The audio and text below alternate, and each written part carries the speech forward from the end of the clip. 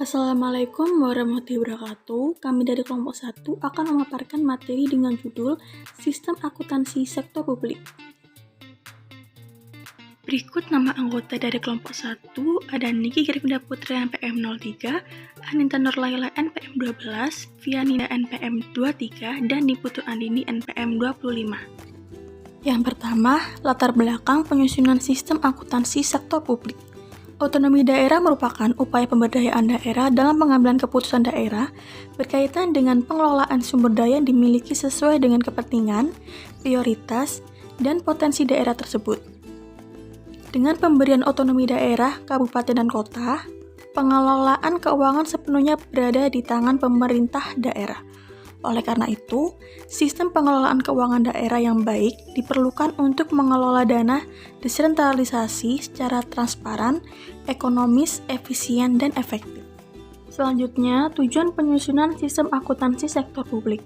Perubahan sistem politik, sosial, dan kemasyarakatan serta ekonomi yang dibawa oleh reformasi telah menimbulkan tuntutan yang beragam terhadap pengelolaan pemerintah yang baik.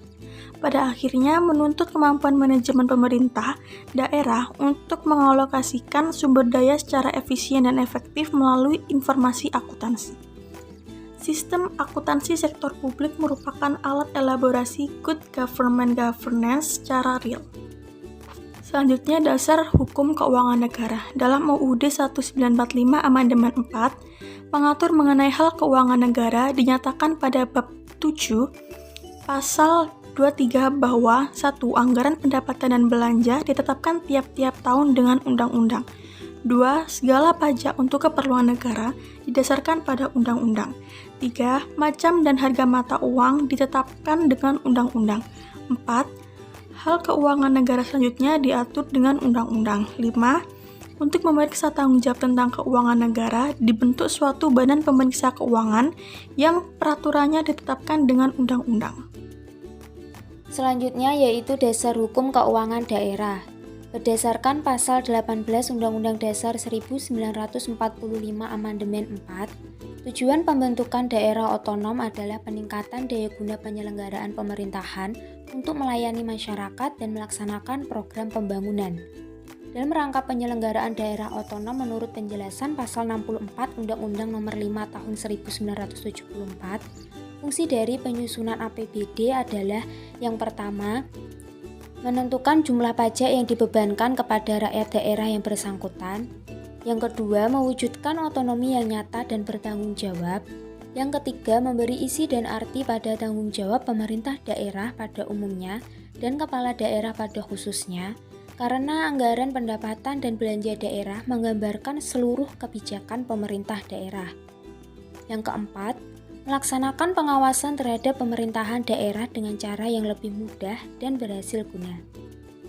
Yang kelima, merupakan suatu pemberian kuasa kepada kepala daerah untuk melaksanakan penyelenggaraan keuangan daerah dalam batas-batas tertentu. Penyusunan APBD diletakkan dalam kerangka perencanaan pembangunan jangka menengah yang mempertimbangkan skala prioritas pembangunan. Selanjutnya, pelaksanaan APBD haruslah dikendalikan menurut sasaran-sasaran yang jelas dan terukur. Penyusunan maupun pelaksanaan APBD tidak dapat dipisahkan dengan proses pembangunan berjangka menengah dan berskala nasional. Selanjutnya, regulasi akuntansi sektor publik di era prareformasi. Perjalanan akuntansi sektor publik di era prareformasi didasarkan pada Undang-Undang Nomor 5 Tahun 1974. Terdapat beberapa peraturan pelaksanaan yang diturunkan dari perundang-undangan yaitu: yang pertama, Peraturan Pemerintah Nomor 5 Tahun 1975 tentang pengurusan pertanggungjawaban dan pengawasan keuangan daerah. Yang kedua, Peraturan Pemerintah Nomor 6 Tahun 1975 tentang penyusunan APBD, pelaksanaan tata usaha keuangan daerah, dan penyusunan perhitungan APBD. Yang ketiga, Keputusan Menteri Dalam Negeri Nomor 900/099 Tahun 1980 tentang Manual Administrasi Keuangan Daerah. Yang keempat, Peraturan Menteri Dalam Negeri Nomor 2 Tahun 1994 tentang Pelaksanaan APBD. Yang kelima, Undang-Undang Nomor 18 Tahun 1997 tentang Pajak Daerah dan Retribusi Daerah. Yang keenam, Keputusan Menteri Dalam Negeri Nomor 3 Tahun 1999 tentang bentuk dan susunan perhitungan APBD. Selanjutnya, regulasi akuntansi sektor publik di era reformasi. Reformasi politik telah mengubah sistem kehidupan bernegara. Untuk mendukung terwujudnya otonomi daerah yang lebih luas, undang-undang yang dibuat adalah Undang-Undang Nomor 22 Tahun 1999 tentang Pemerintahan Daerah dan Undang-Undang Nomor 25 Tahun 1999 tentang Perimbangan Keuangan Pusat dan Daerah. Berbagai peraturan perundangan yang lebih operasional di era reformasi dikeluarkan sebagai penjabaran otonomi tersebut di bidang administrasi keuangan daerah. Menurut desentralisasi, daerah mempunyai kewenangan untuk menata sendiri urusan rumah tangganya dengan rincian di bidang keuangan yang meliputi: yang pertama, pemungutan sumber-sumber pendapatan daerah; yang kedua, pengelolaan dan pertanggungjawaban keuangan dalam pelaksanaan dekonsentrasi, tugas pembantuan, dan desentralisasi; yang ketiga, penetapan APBD serta perhitungannya; yang keempat, mendapat dana perimbangan berupa dana alokasi umum dan dana alokasi khusus; dan yang kelima, melakukan pinjaman daerah. Selanjutnya, paradigma baru akuntansi sektor publik di era reformasi.